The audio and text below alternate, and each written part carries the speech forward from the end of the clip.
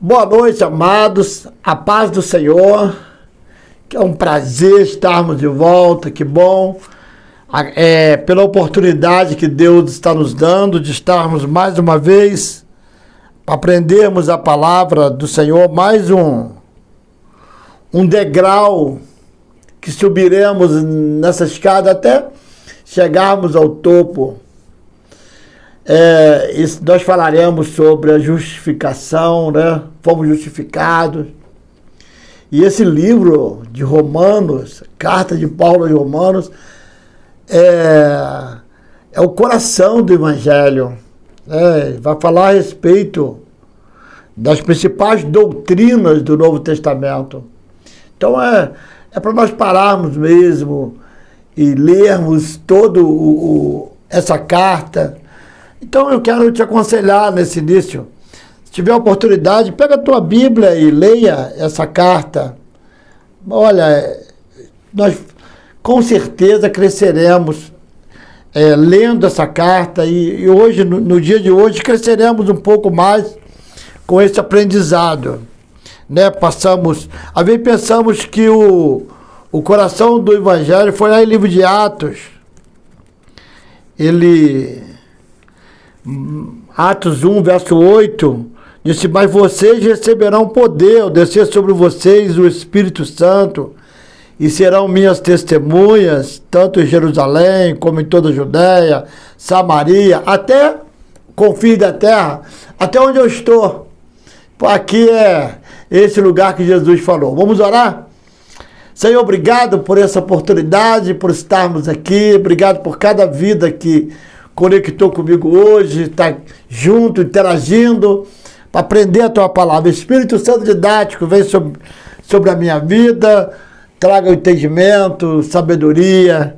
É onde esta palavra, Senhor, chegar, que ela venha cair como uma semente numa terra fértil.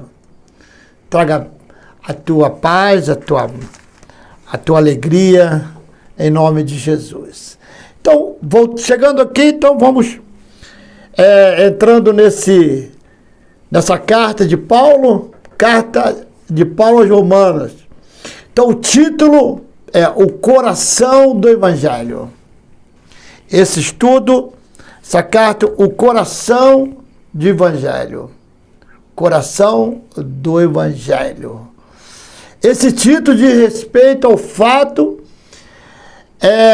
de que o livro de Romanos contém as principais doutrinas do Novo Testamento. Vamos ver aqui Romanos capítulo 1. Você tem uma Bíblia aí? Verso 16 e verso 17. Diz assim: pois não me vergonho do Evangelho, porque é o poder de Deus. Então, eu não me vergonho do Evangelho, ponto. Por que você não se vergonha do Evangelho? Então, o que é o Evangelho? É o poder de Deus. Está aqui no verso 16. Eu não me vergonho do Evangelho, porque o Evangelho é o poder de Deus. Mas é o poder de Deus para quê? Aí, que nessa carta ele está dizendo que o poder de Deus para a salvação de todo aquele que crê.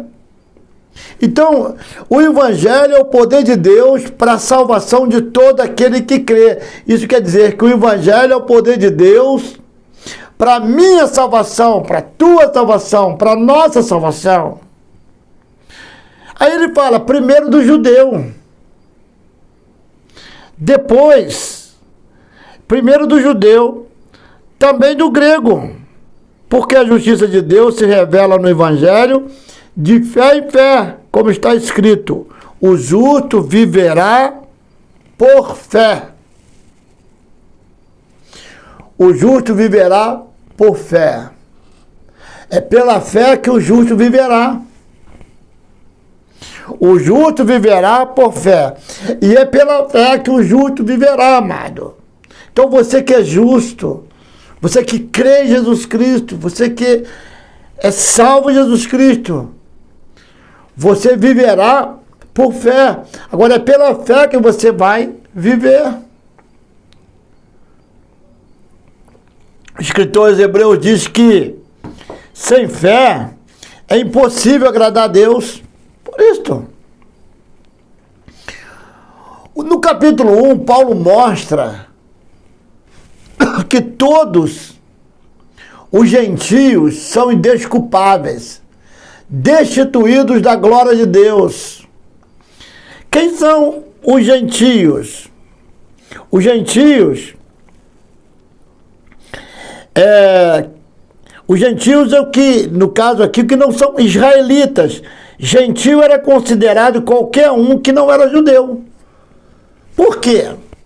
O povo judeu era monoteísta, adorava somente um Deus. Já o povo gentio não, era politeísta. Eles adoravam vários deuses. Então, grave isto. Os gentios eram aqueles que adoravam vários deuses. E não era judeu, porque o judeu era monoteísta. Ele só adorava um Deus. Eles não aceitaram Cristo. Na vida de Jesus eles não aceitaram, mas eles criam num um só Deus. Já os gentios não. E nós vamos ver aqui, ó, em Romanos, capítulo 1, Paulo fala que todos eles são indesculpáveis, destituídos da glória de Deus. Vamos ver aqui no capítulo 1 de Romanos. Paulo ora pelo cristão de Roma e deseja vê-lo. Quer dizer, essa carta, Paulo estava preparando o caminho para visitar Roma, para ir até lá. No verso 18, o título diz: a injustiça e a impureza dos seres humanos. A ira de Deus se revela do céu contra toda a impiedade e injustiça dos seres humanos, que por meio da sua injustiça suprime a verdade. Guarda a verdade. No capítulo 2, vemos que os judeus, mesmo conhecendo a palavra de Deus, também são pecadores e culpados por isso. Mas voltando um pouquinho nos gentios, o gentio que se convertesse ao judaísmo e fosse circuncidado, ele podia, no caso, se ele se convertesse e fosse circuncidado, ele faria parte da comunidade. E seus bisnetos seriam considerados com pleno direito. Olha só, eu vou deixar marcado aqui rápido, que eu quero ler um texto com você lá em Deuteronômio 23. Deuteronômio 23. Vamos lá, hoje nós vamos bater um papo aqui sobre, um pouquinho dentro desse livro. 23, versos 7 e 8, olha só. Não odeiem os edomitas, porque são irmãos de vocês, nem odeiem os egípcios, porque vocês viveram como estrangeiros na terra deles. Está falando para o povo judeu, que tinha só um Deus. Não os odeiem. Vocês viveram lá no Egito 430 anos. Verso 8. Os filhos que lhe nasceram na terceira geração, quer dizer, os bisnetos, cada um deles poderá entrar na Assembleia do Senhor. Então, Deuteronômio 23, versos 7 e 8, está dizendo que os gentios, no caso, esses que tinham vários deuses, como você sabe, lá no Egito, os edomitas, por exemplo, nós estudamos o livro de Ruth. Ruth, por exemplo, era estrangeira, mas o que aconteceu? Ela foi aceita na comunidade judaica depois que se converteu ao Deus de Abraão. Então, se você pegar o evangelho de Ruth, você vai ver. Ruth, ela se converte. Ela vem em casa com Boaz e vai depois, através de Boaz, para chegar. E Davi, Jessé, os pais de Davi, até chegar a Davi. Ela se converteu e ela pôde entrar na Assembleia. E hoje nós estamos aqui e falamos sobre Ruth. No capítulo 2 de Romanos, vemos que os judeus, mesmo conhecendo a palavra de Deus, também são pecadores e culpados. Olha o verso 17 do capítulo 2. Verso 17. Mas se você diz que é judeu, confia na lei e se gloria em Deus, se você conhece a vontade de Deus e aprova as coisas excelentes, sendo instruído na lei, se você está convencido de que é guia do cego, luz do que se encontra em treva, instrutor de insensato, mestre de criança, tendo na lei a forma da sabedoria e da verdade, você, pois, que ensina os outros, não ensina a si mesmo. Você que prega que não se deve roubar, rouba. Você que diz que não se deve cometer adultério, adultera. Você que detesta ídolo, rouba os templos. Olha, você também é indesculpável. No capítulo 3 de Romanos, olha só, verso 23, o que diz para nós? 23. Todos pecaram. Todos pecaram. Os gentios, os judeus, todos. Nós que antes adorávamos outros deuses, por isso que às vezes quando nós pregamos ou ouvimos uma palavra, diz que Deus veio para ele, mas nós gentios, por que gentios? Porque nós adorávamos outros, nós não éramos monoteístas. Adorávamos a Deus, mas adorávamos também o santo A, santo B, santo C, santo D, etc. Mas hoje nós só adoramos um, Jesus Cristo. Nós nos convertemos, fomos enxertados, fomos circuncidados. Eu não falei que quando eles se convertiam e eram circuncidados, e os seus bisnetos, a terceira geração, podia entrar na Assembleia, nós fomos circuncidados. Só não houve a circuncisão em nós, não é necessário nós nos circuncidarmos como ele é, porque Jesus Cristo morreu por nós. E hoje a circuncisão é aqui, no nosso coração. Antes, a circuncisão cortava-se o prepúcio do pênis do menino, do homem. Aí era a circuncisão, hoje não. Mas nós somos circuncidados. Nós fomos circuncidados aqui, no nosso coração, amado. Porque nós estávamos destituídos da glória de Deus. Verso 23 de Romanos 3. Pois todos pecaram e carecem da glória de Deus.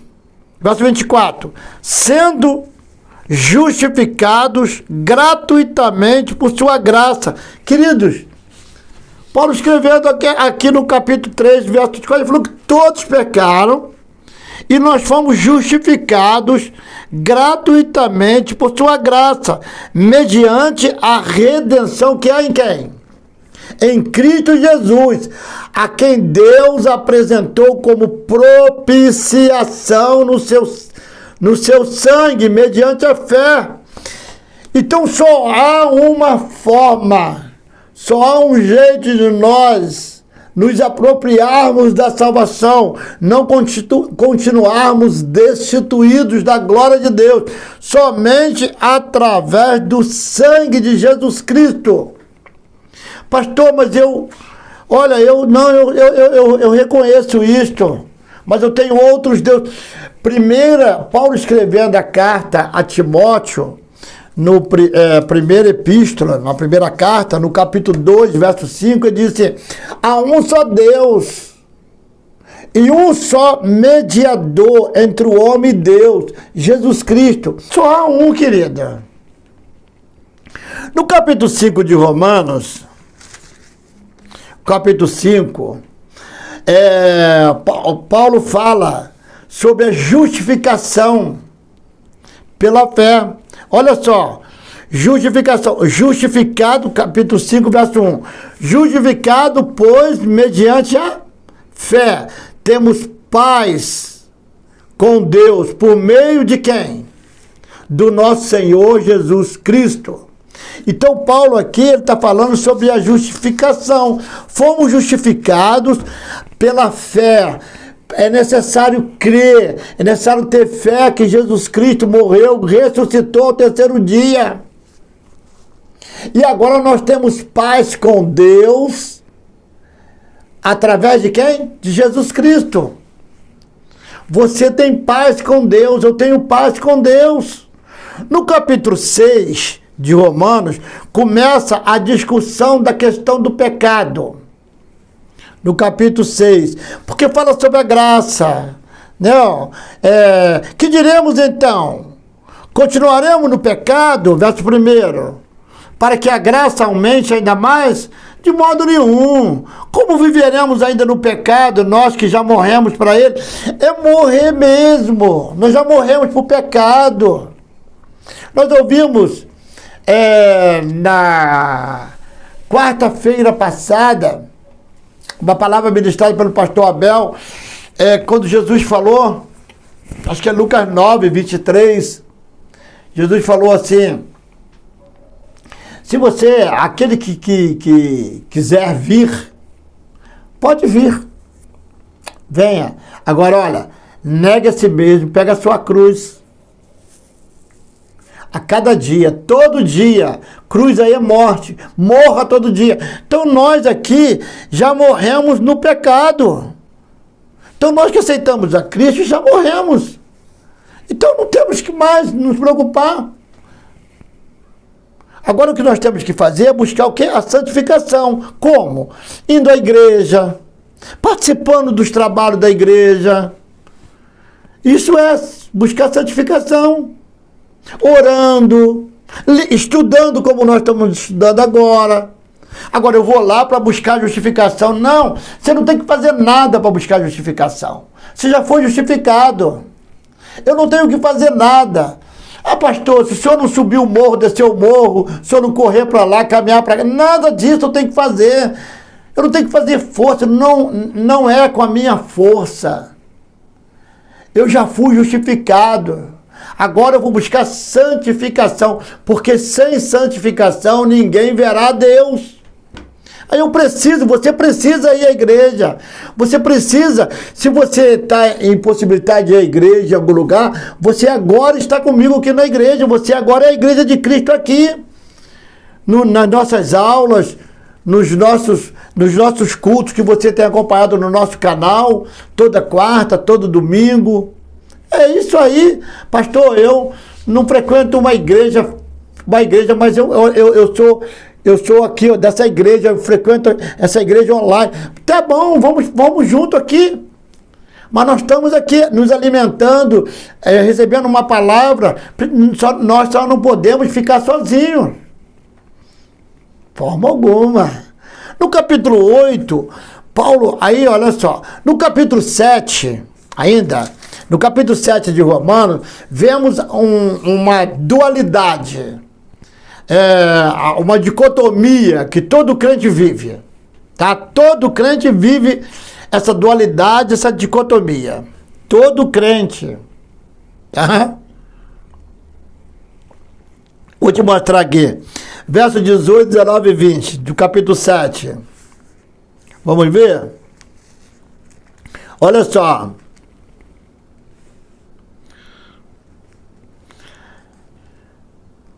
Eu vou ler a partir do 16.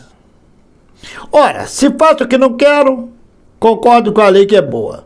Neste caso, quem faz isso já não sou eu, mas o pecado que habita em mim. Porque eu sei que em mim não é na minha carne não habita bem nenhum, pois o querer o bem está em mim, mas não o realizá-lo, porque não faço o bem que eu quero, mas o mal que não quero, esse faço. Mas se eu faço o que não quero, já não sou eu quem o faz, e se o pecado que habita em mim. Nós fomos criados à imagem e semelhança de Adão, de Sete.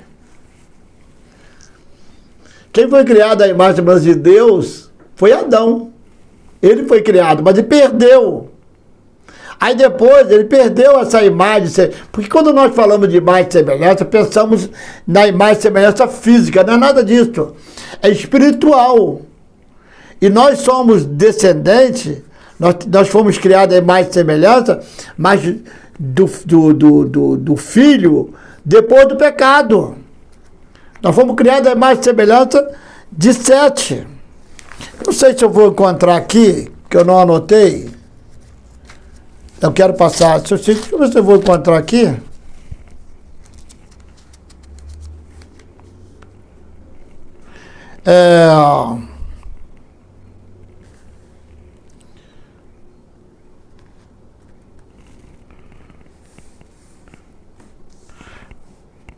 Ó, capítulo 5.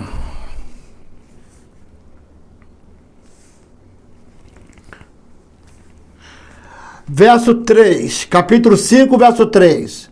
Adão viveu 130 anos e gerou um filho à sua semelhança. Semelhança de quem? Esse filho que Adão gerou aqui, gerou a semelhança de quem? De Adão. Conforme a sua imagem. A imagem e semelhança de Adão. E lhe deu o nome de quem? De Sete. Esse filho não nasceu a imagem e semelhança de Deus, mas a imagem e semelhança de Sete.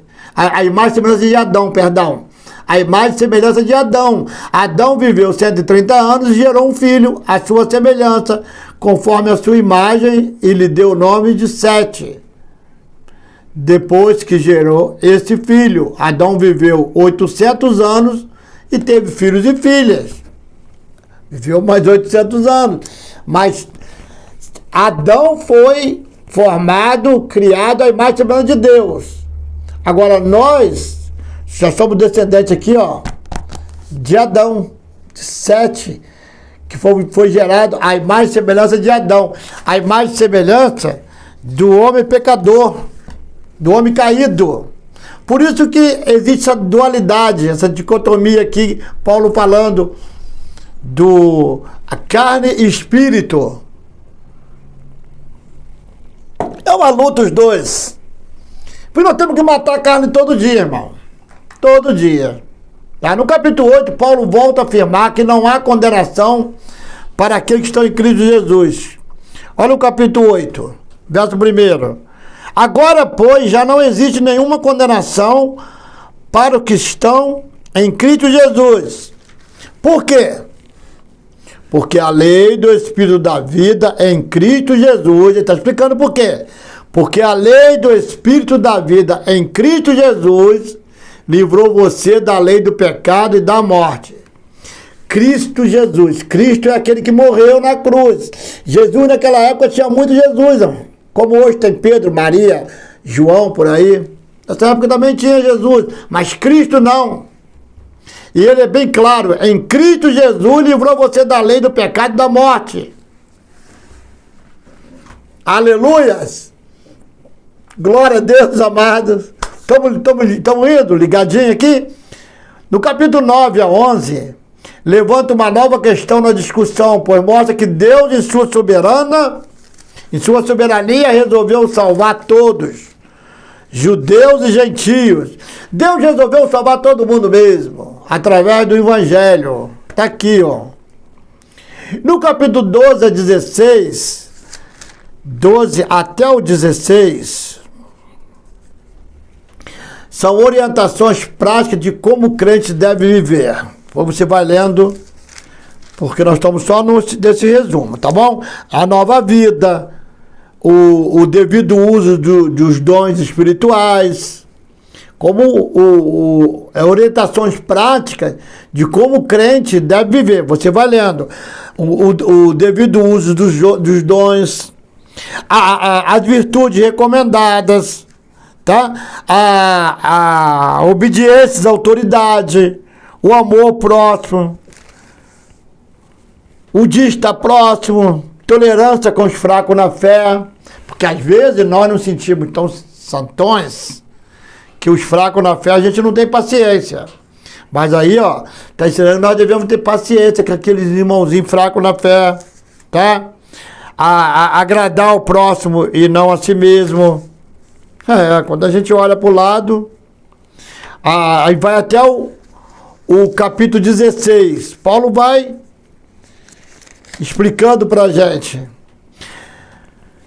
Esse do 12 ao 16 é espetacular, porque vem as orientações de como nós devemos viver.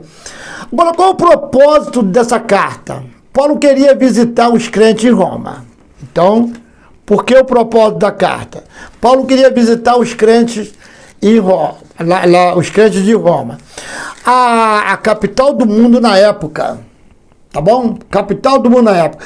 O apóstolo escreve aos romanos, preparando o caminho para a sua visita. Possivelmente, algumas pessoas estavam criticando os seus ensinamentos. Isso aí também é normal, né?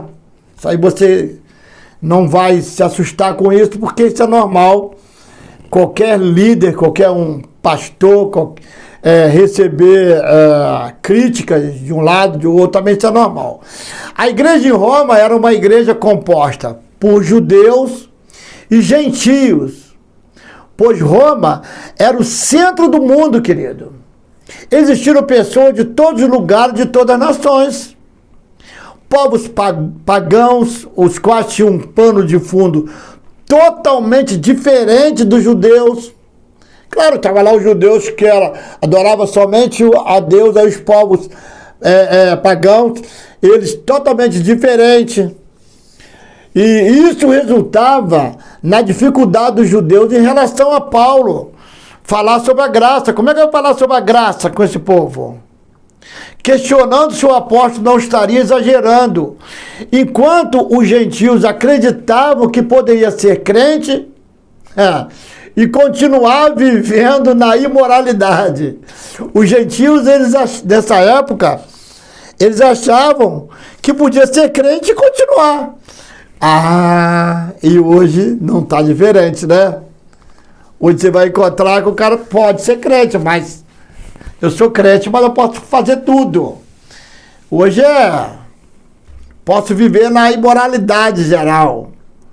E esse cenário fazia da igreja em Roma uma igreja bastante complexa. E assim Paulo recebia bastante crítica de ambos os lados. E por isso ele escreve essa carta para se explicar e preparar o caminho para sua visita.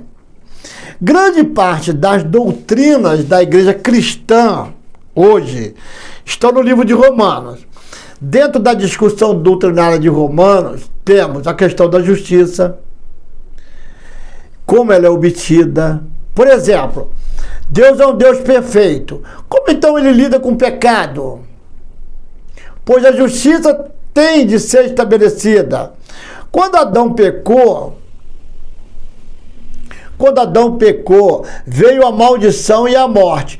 Portanto, como Deus vai lidar com essa questão, sendo ele um Deus perfeito que tem de estabelecer justiça e juízo? Paulo então lida com essa questão a partir da justificação pela fé. Olha só o que ele faz. Ele lida com essa questão a partir da justificação pela fé. Então, olha aí, justificação pela fé. Sem fé é impossível agradar a Deus. Ele lida com essa questão assim, através da justificação pela fé, que é um ato declaratório de um juiz em absolver um réu condenado, colocando-lhe um manto de justiça, porque o inocente pagou o preço do seu lugar. Alguém pagou o preço no seu lugar, amado. Foi Jesus Cristo. Isso é incrível, pois mesmo no direito penal, uma pessoa não pode ser condenada 2 vezes por um crime. Então você não pode mais ser condenado por esse crime, porque Jesus já pagou por você. Então você já foi justificado. Então, pastor, estou na boa, está na boa mesmo. Agora você precisa continuar crendo, porque quando diz assim, Deus amou o mundo de tal maneira que deu o seu único filho para que todo aquele que nele crê não pereça, mas tenha a vida eterna. Esse crer aí não é simplesmente crer e acabou, não. É todo aquele que crê e continuar crendo. Olha, eu sou casado. Sou casado. Completaremos agora 36 anos de casado. Casado e continuar casado. Continuar. Não é simplesmente casado, não. Eu me casei, tá bom. Mas eu poderia também não ter continuado casado. Eu me casei e continuei casado. Eu criei e continuei crendo. Se você creu e continua crendo, buscando a santificação a cada dia, como você está agora estudando comigo, aí, meu filho, você pode ficar tranquilo, tranquila.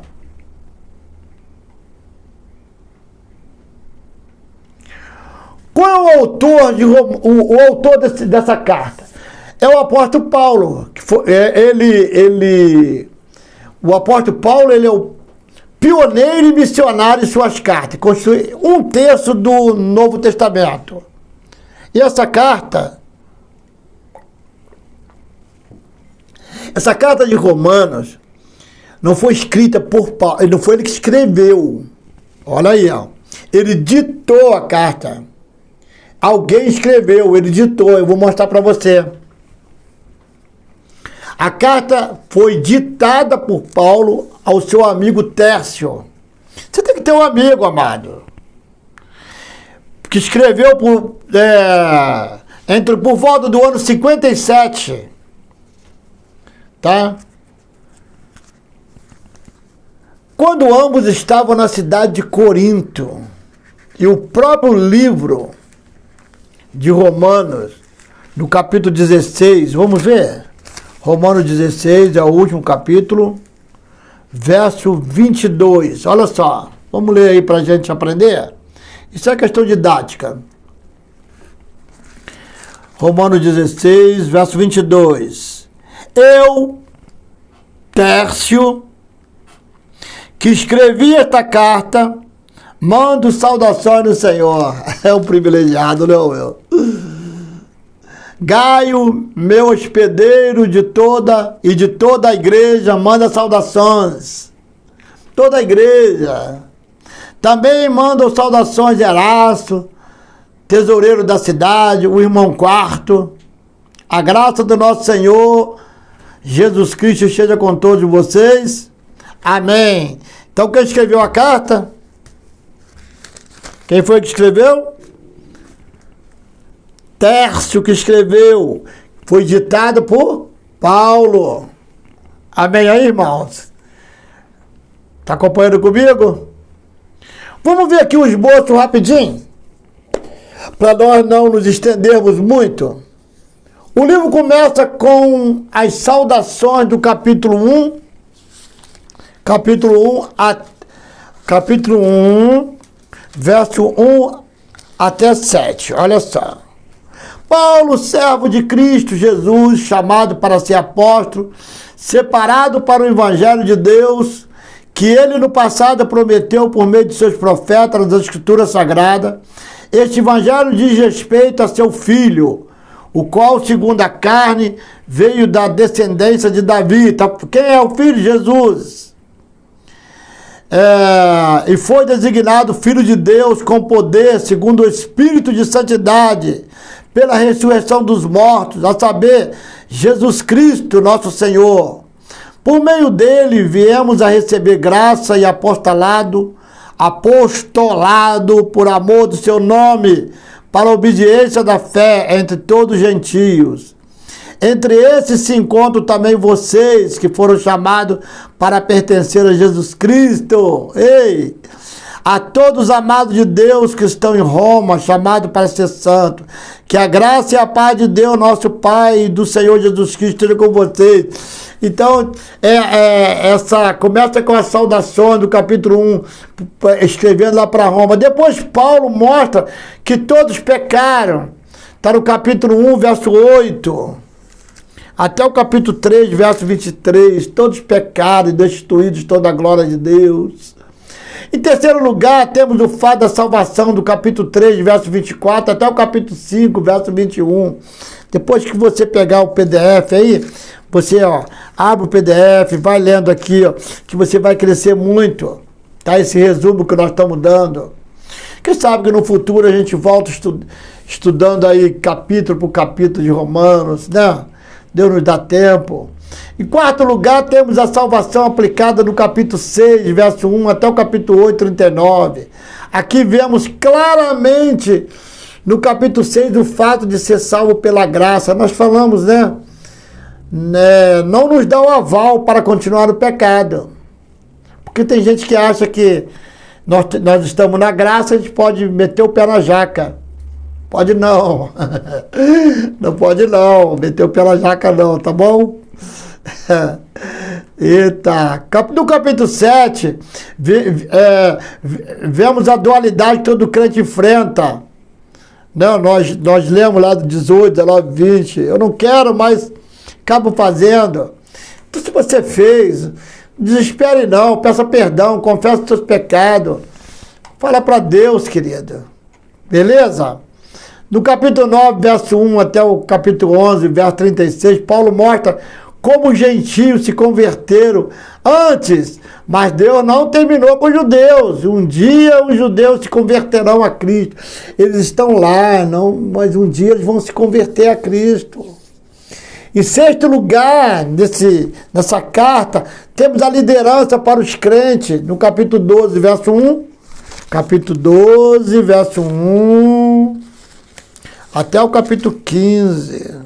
A nova vida. Olha, vou ler um pedacinho aqui, tá bom? Ler um pedacinho aqui, diz assim: Portanto, irmãos, pelas misericórdias de Deus, peço que ofereça o seu corpo como sacrifício vivo, santo e agradável a Deus. Amada, você está falando o seguinte: traga a tua vida para o Senhor, sabe? Traga mesmo ao Senhor. Senhor, minha vida é tua, Senhor. Aqui, o fôlego de vida foi Deus que deu. Ele pode tirar a qualquer momento. Então, é melhor viver aqui com Cristo. Entrega a tua vida, querido. Se você ainda não entregou a sua vida completamente a Cristo, entregue hoje. Ele fala assim, entrega aí o seu corpo como sacrifício vivo. Não é vou me autoflagelar. Não, nada disso não. Com lancetas, como eles faziam lá no Monte Carmelo. Mas manda Senhor chuva. Não, nada disso não. Você já foi justificado. Agora Paulo está falando, entrega a tua vida. Buscai primeiro o reino. Mateus 6,33. Buscai primeiro o reino, as outras coisas vos serão acrescentadas. Aí, olha só. Este é o culto racional de vocês. O culto racional, não sabe, fora de si, não. Apresenta um culto ao Senhor, adora o Senhor. Adore o Senhor, cante ao Senhor, cante louvores na presença do Senhor. Quem já pisou no Santo dos Santos, em outros lugares, não sabe viver? Claro que não. Porque para pisar no Santo dos Santos tem que passar lá pelo véu que foi rasgado. Jesus falou, eu sou o caminho, a verdade e a vida. O caminho é a porta de entrada do átrio. Esse é o caminho. A verdade é quando você sai do átrio e entra no santo. Mas ele falou, sua vida é do santo para o santo do santo, quando o véu é rasgado. Por isso que Jesus falou, eu sou o caminho, a verdade e a vida. Caminho, a porta da entrada do átrio. Tem o átrio, o pátio. Caminho, a verdade. Do átrio para dentro do santo. Agora ele é a vida, do santo para o santo do santo. Quem já chegou no santo do santo em outro lugar não sabe viver, meu irmão. Eu não sei viver em outro lugar. Eu não conseguiria viver em outro lugar, porque eu já pisei no santo do santo. E sabe o que tem no santo do santo? Você sabe o que tem no santo do santo?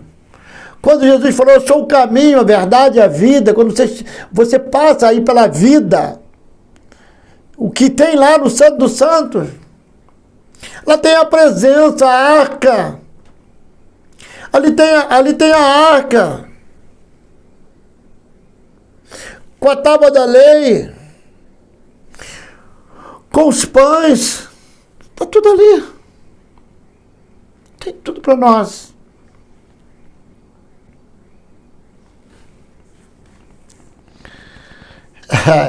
Quem já pisou no Santo dos Santos em outro lugar não consegue viver. E ele falou, verso 2 de Romanos, do capítulo 12, não vivam conforme os padrões deste mundo.